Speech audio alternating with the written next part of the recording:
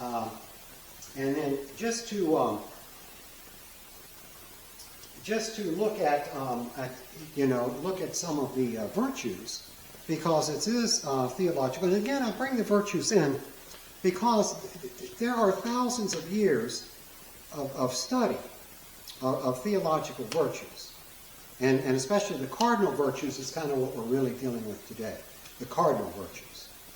And after thousands of years, there's like almost total agreement that there are 4 cardinal virtues. And two of them deal with the noggin, 2 of them deal with human law. So there's one each that deals with human law, natural law, divine law, and eternal law. Okay? Thousands of years of research. And there are 4, and 2 of them are ontological in nature.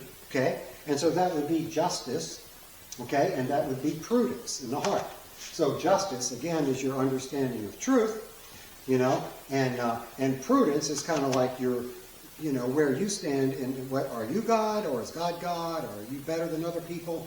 So prudence is kind of like, what's your assessment of your personal ego in relation to other entities, okay? But those are 2 ontologicals, okay? Prudence being internal to the heart, justice being internal to the head, truth, how do I feel about it, okay?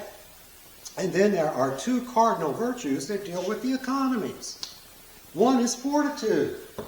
Fortitude, power, fortitude. How well do you stand up in the economy of natural law with your understanding of truth? So if you have a pretty good understanding of truth and you apply it in the natural law, that is the power you can exert in natural law, and that is called fortitude. Again, that's the 3rd of the 4 virtues. I'm not making this up.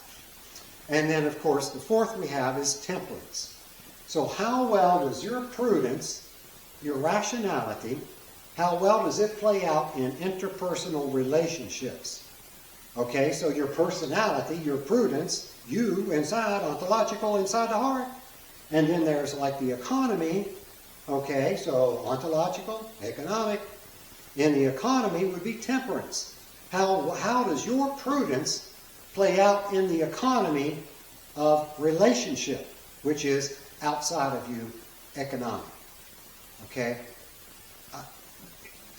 This could not be more clear. Now, let's look at some things that are stumbling blocks to how the design works best. And so what I've done is I've come up with a bell-shaped curve, but it's a bimodal bell-shaped curve. Again, we're not going to get into any deep mathematics here, okay? But we're going to look at what happens. So if we take this, whether it's one person, now again, this is going to apply whether it's a single person or whether it's a society or family or group, whatever, individual or everybody on earth. And ideally, we would all be high in IQ and EQ, and our performance would be maximized. We would see these 4 virtues playing out. Okay, now here is where the problems come in, is when there is a split. Okay, when there is a split between the IQ and the EQ. Okay, so splitting the population pool, it reduces the combined level of the IQ and the EQ. Okay, so notice, let's just say this is the same population, okay, taking 2 different snapshots. Okay, and so, I don't know, I almost hate to make I'm usually good at examples, but I might get in trouble with this one.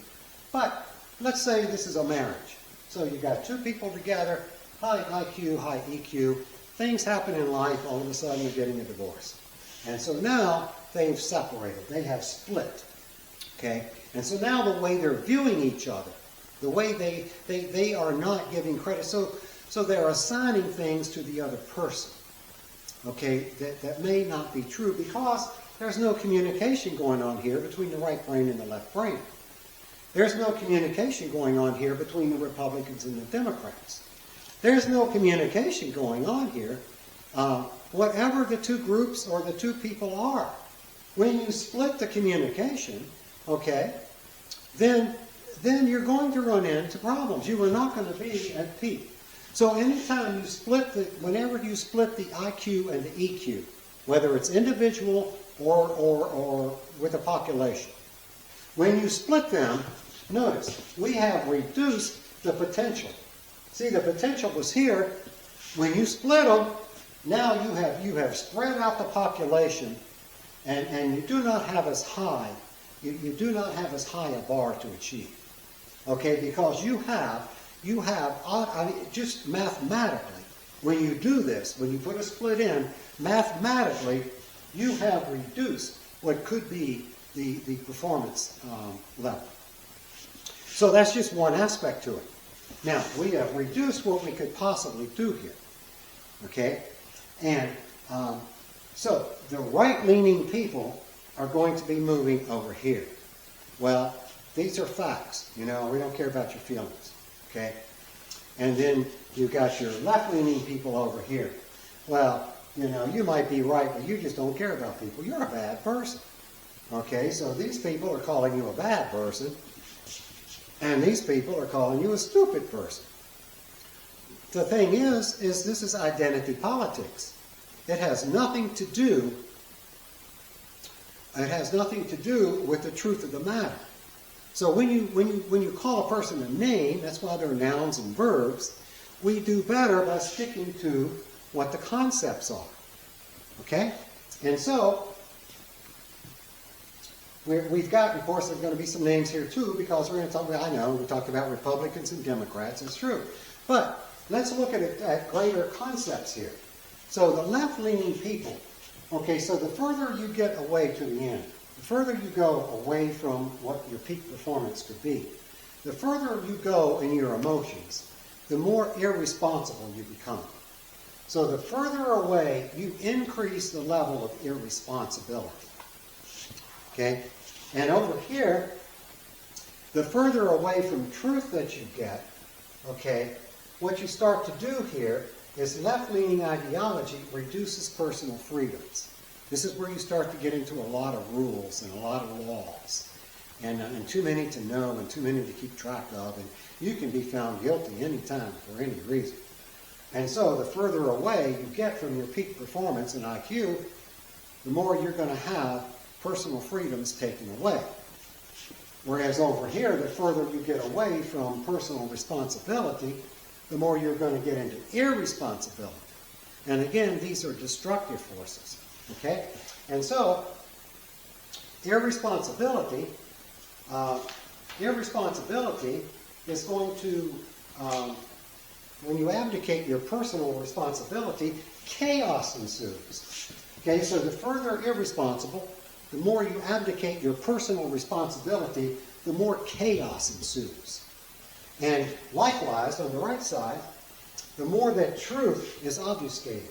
Okay, the further away from truth, when untrue things are believed or promoted or propaganda, the more that happens, the more you have chaos involved. So, this is just where the split takes place, here, and it gets away from optimal performance of right brain and left brain thinking. Okay?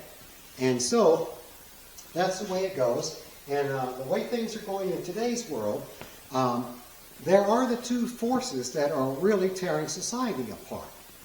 And that would be the Marxists on the left, causing chaos. The Marxists. Okay? And so you can be a sloth. We didn't talk about the vices, but Marxism leads to slothfulness, irresponsibility. You don't have to go to work. We're just going to give you whatever money you need, your food and your housing, and we'll take care of your kids for you. You just eat potato chips and lay on the couch and watch TV, and we will take care of you. Why, yes, we will. The collective has got your back. Okay? That's Marxism. And then, of course, Islam. Now, not all people in Islam are bad people. I am not saying that. But the Islamic extremists, the terrorists, and either you recant your belief in God, or we're going to shoot you in the head. Okay? Now that's getting away from truth. Because you're not allowed to think, and you're not allowed to talk. And both of these groups will use similar methods. Cancel culture. Okay? In both cases, you are not allowed to think, and you are not allowed to talk. And you're not allowed to talk to other people. We will isolate you, because when we do that, we can create chaos. And that's the way it works with the individual too. When they stop reasoning about things, and if they become irresponsible, at those times, it's going to lead to chaos in their lives. Now, I believe that I have covered most of the categories, most of the concepts I had hoped to cover.